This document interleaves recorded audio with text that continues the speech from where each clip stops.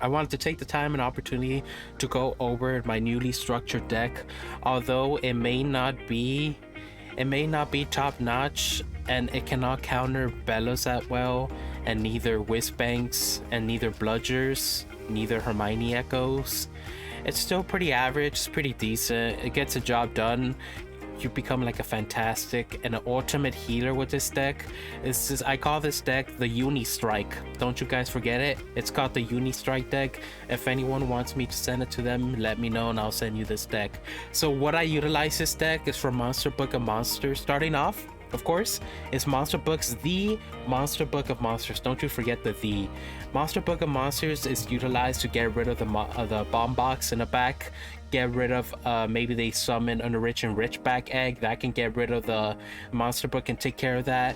The bomb box is used to link up any summons. Again, bomb box is beneficial to utilize in all my deck, and this whole deck except Cruise Shield, because bomb box can attach to almost everything here, and especially the Whomping Willows. Not that many people would think that Whomping Willow and bomb box would be a good combination, but it is. It's an absolute nightmare to deal with a bomb box attached to a Whomping Willow. So going back, that's how I utilize a bomb box. Next card will be Uni. I use my Uni as an aggressive and as a defense.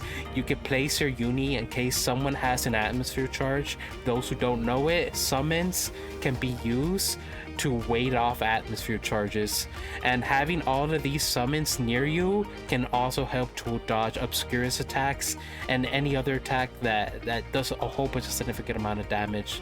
But other than that, that's how I utilize Uni.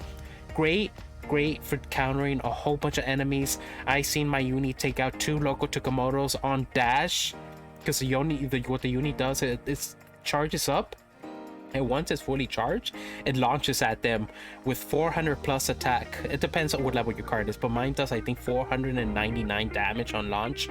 So it could take down a Ron that's almost dead. It could take down local Tukamotos. It can take down, like at the start of the stream, we saw that it took down 3 Monster Book of Monsters at the same time, which was beautiful.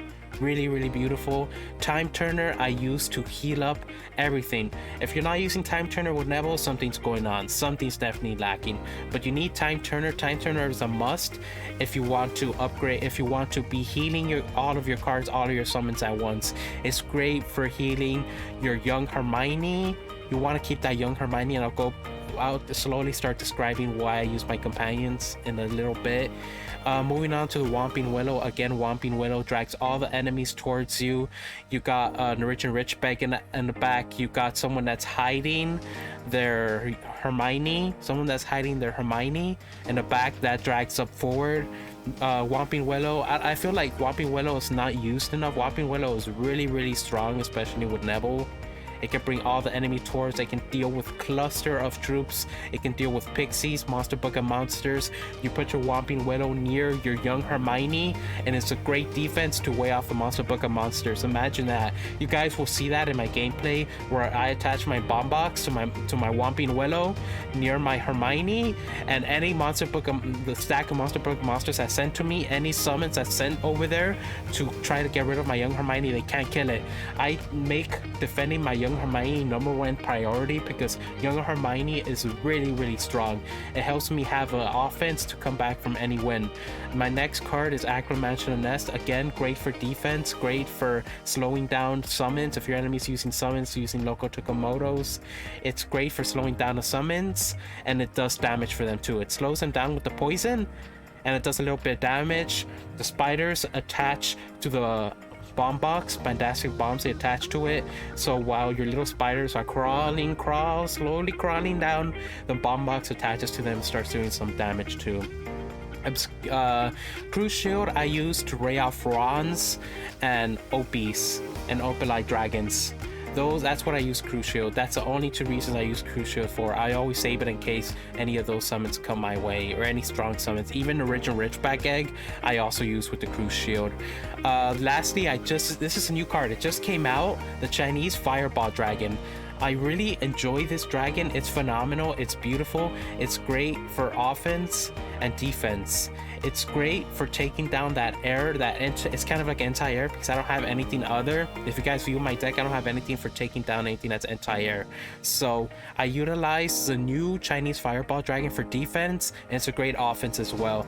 You guys would see it, and since I'm a Neville, I'm just constantly healing up this Chinese Fireball Dragon, and what it does is that it charges up for attack. So if you keep it long enough, long enough, it does a fireball attack that drowns your enemy. So with all this defense going on and with the offense of the Chinese Fireball Dragon, it just makes a phenomenal combination. Y'all should definitely check out. Moving down to my companions. I start off, of course, any Neville, any Snapes is going to need a Kevin. A Kevin is gonna help boost up your healing speed by 2 times. Well, not 2 times, at least by 1.5 times, and it creates such a huge difference in your games long term. If you can heal up your Kevin long enough, it makes a great counter. For example, in one of my games I demonstrate how someone uses atmosphere charge on me at the start, and I use a Whomping Willow to absorb some of that atmosphere charge, and while my atmosphere charge is degrading, I'm using my Kevin in the back to heal my Whomping Willow so I can start building up that boost. You get what I'm saying? So I can start healing up my Whomping Willow and getting that boost ready to be added on to Kevin to get that buff once Kevin, gets that boost out. Second companion, again, I can't stress this amount enough.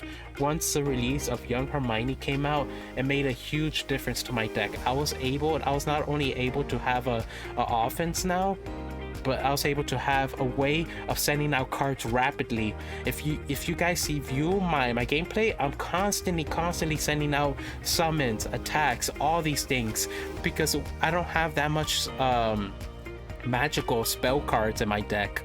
So having Young Hermione, it's like having pretty much the whole deck at your hand. Literally, having Young Hermione is literally having all the cards in your hand. Like, Young Hermione, it's so strong. Y'all should definitely have Young Hermione in most of your decks, especially my Neville deck. The way I have my defense built, they cannot penetrate through my Young Hermione. That came out so wrong, chat. But they can't get to my Young Hermione. They can't attack her because she's just back there behind my fortress, behind my wall. There's no absolute way they can actually get to her, but sometimes they do. Most of the time they do.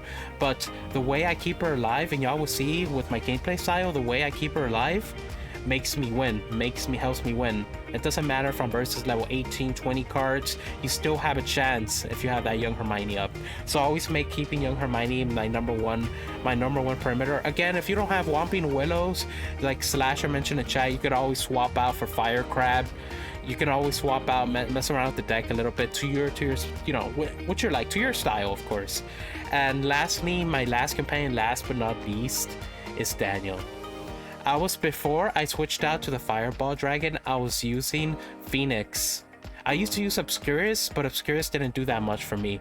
And then I switched over to Phoenix just for the heck of it, because I had a +1 on there, so I had a level 12 Phoenix. So it was popping off. So that's why I switched out that for Obscurus. If y'all see my previous guide on Neville, you're gonna see that I had Obscurus instead of Phoenix there. But I switched over the Phoenix and took out, since I want to try out the new card and I want to try out the Chinese Fireball Dragon. But again, since I had that, I had to take out Ron. I had Ron in my companion instead of Daniel. I switched over to Daniel because I need something to heal me long game, especially something to keep Young Hermione alive, because as the game moves forward, Young Hermione slowly becomes weaker and weaker, and she becomes susceptible to attacks being doubled and stronger on her. So having Daniel right there, aside with my time turners to heal Young Hermione and keep her up as long as possible, is what makes the clutch happen. And yeah, that pretty much sums up why I utilize my deck, what it does, pros and cons. Again, it's weak against Bellatrix, it's weak against Hermione's with Whiz Bangs, Bludgers, and sometimes even Luna with Thrusto. Thrusto is so strong, chat. If y'all want to check it out, y'all should definitely check out a Luna guide, because Luna Thrusto can also penetrate through the forest. It can actually even take down Young Hermione. Thrusto can take down Young Hermione, so keep that in mind. keep that in mind when you go up against Nunes. Try to defend her as much as possible. You could even, I don't know, there's gotta be a way to clutch us up. But either way, hopefully you guys enjoyed that quick guide. Stay tuned for future videos. Please subscribe, follow me on YouTube. Any questions, concerns, follow my Twitter. It'll be downloaded in the description. But yeah, thank you.